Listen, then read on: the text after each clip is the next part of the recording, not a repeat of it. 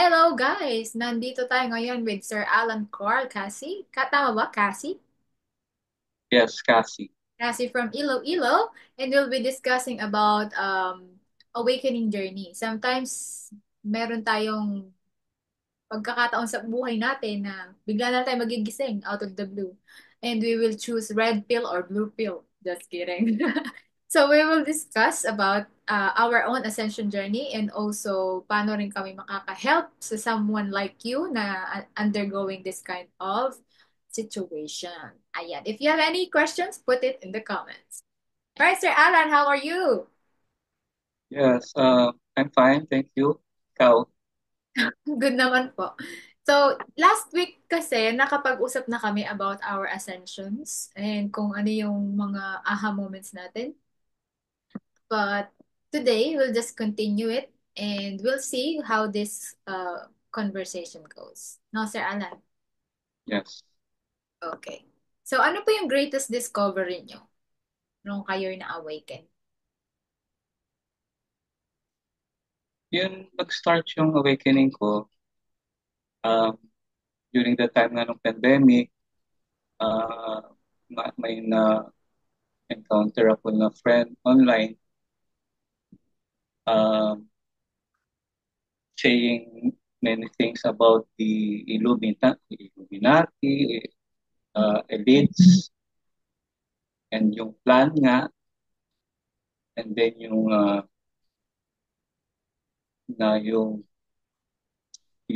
COVID is a bioweapon. So binigyan niya ako ng clue kung ano yung research ko. Parang siya yung nag-red pill sa akin. Okay. Siya ang nabigay sa akin ng red pill kung ano yung research ko. And then, nung nag-research ako, yun nga, na-validate ko yung mga sinasabi niya. And then, while I'm researching,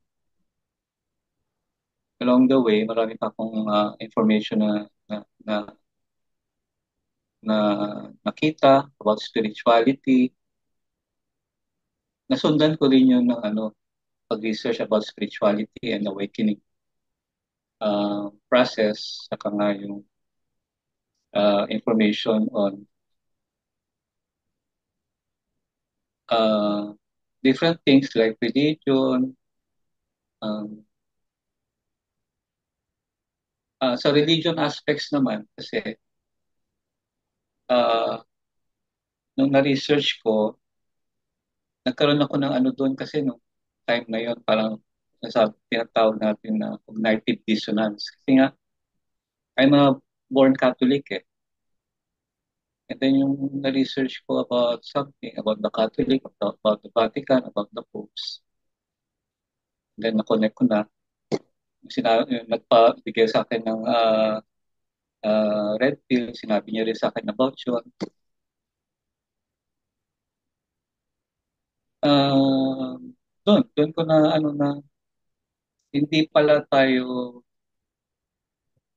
living in a no, world na very peaceful. Akala natin peaceful world na behind the scenes pala, maraming bagay na di natin alam kasi tinatago.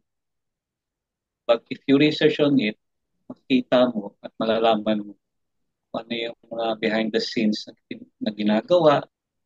Actually, very evil nga eh, kung tutuusin. Pero most of us, kung tulog tayo, hindi natin malalaman kung di tayo mag-research. Sa akin part ng awakening journey, isa part yon, no? Isang part na sa awakening journey ko din is yung um, dati hindi ganito yung ugali ko eh. Ang sabi natin, may pagka-narcissist ako dati. Konti. Hindi ganun ka-worse, pero yun nga, I had to undergo a dark night of the soul para ma-realize ko yung I'm not this person pala. Uh, na kailangan pala mag-change or magising. Yung na-experience ko Dark Night of the Soul noon, yung separation ko with my ex-wife eh. And then yung ano nga. Ang nasabay nung time na yon is yung about my research about the happening sa buong mundo na behind the scenes, evilness, ganun pala. And ewan ko lang kung ano nyo, hindi ko pa masabi kasi may isa pang pwedeng script. Kaya lang, baka hindi nyo maring matanggap kasi nga, di nyo pa na-research kung ano yung, pwede ko naman siguro sabihin, ano. Kasi parang explain ko lang yung, naging hopeless yung feeling ko ng time na yun because sa mga information na kuha ko and then sa separation ko with sa ex-wife ko. Ah, yung yung experience ko nga is uh, uh, hindi parang ano eh ang feeling ko sa mga information na kuha ko, feeling ko we're in a prison or in a school. We're in a prison or in a school na we are controlled by the elites, 1% of the population, and then may plano pala sila sa atin na hindi maganda, may ginagawa silang hindi maganda sa mga children. So sa information ko, para ako karoon ng information overload, plus yung fact na separate ako sa ex-wife ko, feeling ko hopeless na ako nung time na yun. Nag-isip ako na ayoko na, parang I want to end it na. Pero hindi nga natuloy kasi nga isip ko nga na may hope, change lang within, and with the help of the family like mother, sisters, brothers. Ayun, nalampasan ko yung time na yun ng severe depression, dark night of the soul. So, nalampasan ko yun. Nagkaroon ako ng more on pag-love sa sarili ko, forgiveness of myself, forgiveness of what I did, what I was before. Then doon ako na-awaken na, okay, we have humans, we have the capacity to change, to become better, more better, become better version of ourselves. Yun. Kaya eto, ako ngayon. Kaya, pero work in progress pa rin naman. Pwede tayo uh, change to become the best version of ourselves. Ayun. Pero work in progress yun. Oh, thank you so much, yeah, sa pag-share ng iyong experience. And we wanna commend you for not giving up. Maybe may mga souls pa here na kailangan ng message mo to not give up. At least just that message, di ba po? Kasi as you mentioned last time, the veil is thinning, and I have received an update that the veil has been removed. So, mas madami rin pong makaka-experience ng ganitong red pill, like Dark Night of the Soul. Pero yung blue pill po actually is somehow, it means na once you awaken, you'll just woke up and you choose what you want to believe. Parang po sa atin, mga woke people, mga gising na, we choose we want to believe, di ba po? Either yung Oh, yung, mga either na um, old. kung ano yung na ano nila, parang gusto nila confined lang sila sa isang confined lang yung pag-iisip nila. Hindi, um, ayaw nila maging critical thinkers or something like that. Thinking outside the box, ayaw nila na ganun. Gusto nila. Anong nangyayari kasi, eat, work, sleep, eat, work, sleep, eat, work, sleep daily. Routine na lang yan, ganun. Pero meron pa tayong capacity to become better. Hindi lang yung ganun ng mentality natin na eat, work, sleep daily. Routine na sa mga students, ganun, eat, work, study, eat, sleep, study. Diba? May capacity pa tayo for other things bukod dun sa ganun na situation ba. Okay, I appreciate that. And also po, na-appreciate ko din na sinabi nyo that um, if Earth is a prison and a place for us to learn, then we have the choices to become free, liberated, di ba po? And that's how we Oo. work on with our mind and our heart. Ngayon, ang pinagkaiba po ng old ways to new ways is that it's separation, like one or two, two or one, three or four. But the new way is gonna be unity. So, may nakapagsabi po sa akin spiritualist na we don't actually have to choose between red or blue, but to have no choices at all for separations. Kasi parang pag yung mga red people sa blue people nag-away-away, di ba panalo pa rin po yung old ways? So it's for us to understand, to respect each other's mentality and then move forward And po. belief. Kasi just as a school, lahat po tayo may iba-ibang inenrollan na curriculum. So, kumbaga, okay, medyo nauuna lang ako sa inyo, pero naiintindihan ko na yung curriculum yun. Kung meant to be na maging same level tayo ng awareness, we will. But if not, time will tell. Di ba po? Oo. Yung, ang, mga- yung mga ganong people is, ano eh, ah, ayaw nilang makarinig na information na parang masya-shock sila or ano. Kasi nga, indoctrinated na sila masyado ng system eh, na nilagay ng elites.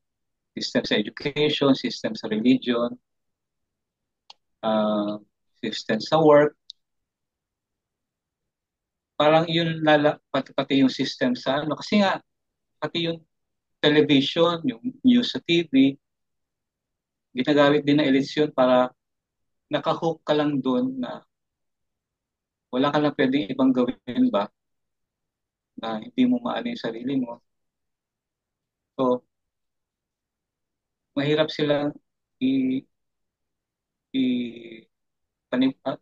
mahirap silang maniwala sa iyo pag i-explain ka, parang nagagalit pa sila, di ba? Ang vibrational frequency nila parang mababa lang, hindi, hindi makaano sa iyo. Try mo silang i-red pill. Uh, minsan, ano ka pa eh, uh, sabihan ka hindi maganda, di ba? Yun yung ano. So, sa akin part, gusto kong tumulong sa mga, tawag natin ships na at asleep, na para magising ba? Mm. By sharing spiritual information, kanya, and, para malaman nila na hindi lang yung gantong life yung magiging life natin, na may potential pa tayo to be in a world na very peaceful and loving, walang hate, walang anger, walang awayan. Yun yung ano ko din na uh, gusto ko yung maging ano, parang objective ko. Wow, I love that. And what if po, sa gagawin nating series of documentary ngayon, ginagawa natin, instead of focusing those asleep sheep, paano kung dun tayo pag-focus sa kakagising lang? Yung parang, yung aha moment. Kumbaga, yung version mo nung pandemic. Or yung version ko nung naliligo ako sa banyo na sabi ko, oh, God is with me all along. Source is with me all along. He's not someone there in the throne that I have to work so hard to reach. Po, na may heaven ang Uh, layo-layo, na ang heaven pala ay nasa loob lang natin. sa loob natin. Yes. So, let's focus on those people nakakagising lang. Kasi marami pong taong Half, na half awake. awake, Yes. Half half awake. awake. Hindi half awake. Parang dalawa na, pero Oo. kakagising lang. Yung literal na may alarm clock, ganyan. So, walang idea Uh, na mangyayari. So, maybe today, tonight, or next time, na next Tuesday po ata, di ba? Kasi meron kayong work from from the nature. Sunday, Monday. So, you can put some questions po na makakatulong sa mga bagong alarm clock na gising, kakagising lang, na pwede nating i-discuss na may sagot ka, may sagot ako, para yun nga po, makapag at least we have a footprint or yun nga, na pinagdaanan natin na kanilang check online, YouTube, TikTok, ganyan. So, how's that po? Mag-prepare lang Oo, tayo ng questions yan. tayo mag-prepare ng questions. Yes, so far, dahil wala pa po tayong mga um, community or wala pa tayong comment section so far. So, yun po. Sige, sige. Pare, ang ano natin, ang target natin is yung mga kakagising lang. Yun, yung bagong ha? Yung ganun. Yung version mo ng pandemic at ng version ko nung nandun ako sa Dubai. So, yeah. Sounds interesting? Okay, interesting siya. Ay, tanong ko lang, are you Ano po? ano box ka ba? Yeah, I'm super vaxxed. I'm super vaxxed. Tatlong Pfizer po ako. Pero meron din naman po Okay. akong version yan if you want to hear. May version, May may version version ka ako. ba? Napilitan ka ba or ano? Hindi. Pero I have a version on my own. Awakening ko din po yan in some way. Okay. Pero Una, hindi ka napilitan or hindi naman po ako something. napilitan. Una po, doon ko na-realize na kaya kong i-control yung body ko. Kasi literal na sinabi ko sa body ko, oh, may papasok sa inyong vaccine. Talagang kinausap ko, may papasok sa inyong vaccine. Huwag kayong magugulat. Sabi ko ganun. Ito ay para introduce sa inyo kung anong kumakalat na virus. Parang doon ko naisip na I can talk to my subconscious po pala. So para hindi siya mag-fear sa mga nangyayaring after effects sa iba. Kasi ang na-figure out ko po kasi, kaya marami ding hindi kinaya, kasi masyado silang na placebo doon sa mga after effects. Kumbaga sa, anong tawag doon pag may inano kang medicine, tapos yung, yung hindi sa'yo gagana? Anong tawag doon? Um,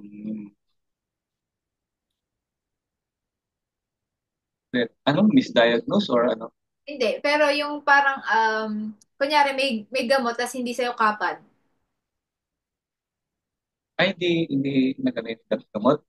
Oo, parang hindi sa'yo gagana yung gamot. So, ang sasabihin nila, may hilo ka, ganito, blah, blah, blah. So, sasabihin nila yung mga, yon side effects, after effects. Side effects. Yes. So, madalas po sa mga taong hindi kinaya is nag-focus po sila sa side effects instead sa gagawin nung vaccine. And so, na-feed sila ng fear and yung fear yung kumain sa kanila. So, tapos po in-isolate pa. So, pag in-isolate kayo na hindi kayo nag-work on sa self-awareness nyo, ang mafe-feed yung vibration is yung lahat ng fear ng nasa same environment, which is yung nasa ospital.